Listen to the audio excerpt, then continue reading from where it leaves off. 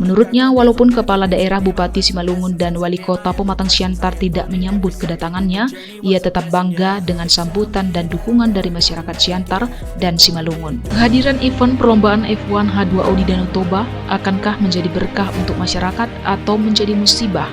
Saksikan ulasan diskusinya di Sersan Toba pada hari Kamis 10 November 2022 pukul 5 sore.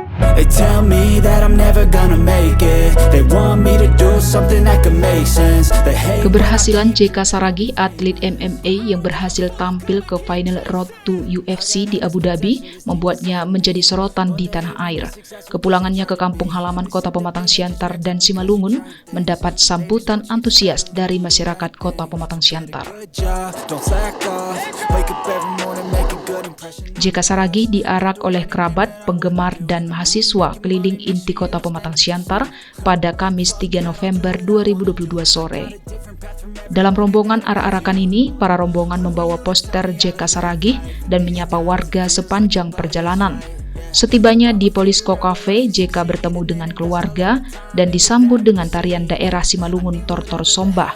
Selain itu, JK dan keluarga juga disuguhi makanan khas Simalungun, Dayok Nabinatur, sebagai bentuk rasa syukur dan bangga.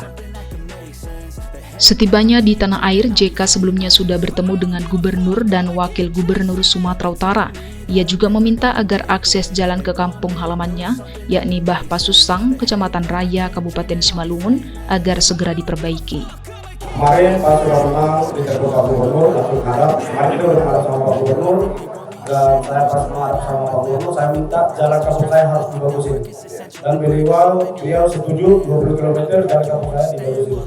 Dan saya juga jumpa sama Pak Ijek, dan dia sangat support banget, dan kita akan membuat event di Sumatera Utara dan akan menjadi event tahunan dan bisa menjadi event terus dengan memacu kontinu dan bisa memacu atlet yang ada di Sumatera Utara, khususnya di daerah ini.